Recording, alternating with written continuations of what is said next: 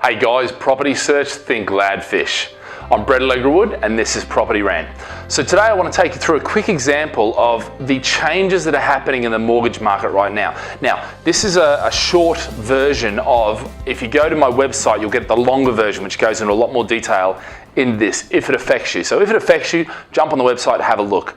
But anyway, so I just want to take you through and really so you understand the implications of the changes in lending criteria, okay? Because effectively lenders now are moving from what used to be 100%, 6% coverage. In other words, you needed to have the rent cover the mortgage 100% based on a mortgage payment of 6%, okay? That's what it used to be. Where it's moving to now is actually where it's going to 145% at 5.5%. Now, different lenders have different criteria, but let's have a look at an example, because if you're looking for a $100,000 buy-to-let, $100,000 buy-to-let you're gonna buy, and you want a 60% lending or a 60% more, £60,000 mortgage. That £60,000 mortgage multiplied by 5.5% is going to cost you $275 per month, okay?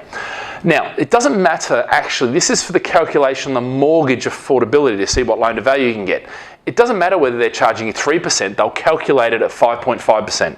So 275, and then we're going to take that 275 and multiply it by 1.45 times, okay? Which gives you a rent required on that £100,000 property of $400 per month to get a £60,000 mortgage. Now, if you want a £70,000 mortgage or 70% loan to value, you need 465. 80%, you need 531. To give you an idea against old times, okay, at 100% coverage, 6%, you needed 300. So that's significantly more at 80%. And we used to be able to get 80% at 100%, 6%, no problems whatsoever, based on 300 rent. So now it's going to be a lot harder to get. And the interesting thing with this is we haven't even come into contact, or we haven't even thought about or spoken about the debt to income restrictions, especially if you've got more than 4 properties. And for most of us, we want to build a portfolio. We want to build that 7 to 10 properties by the time we retire. So it is going to affect us. So this is one bit of legislation.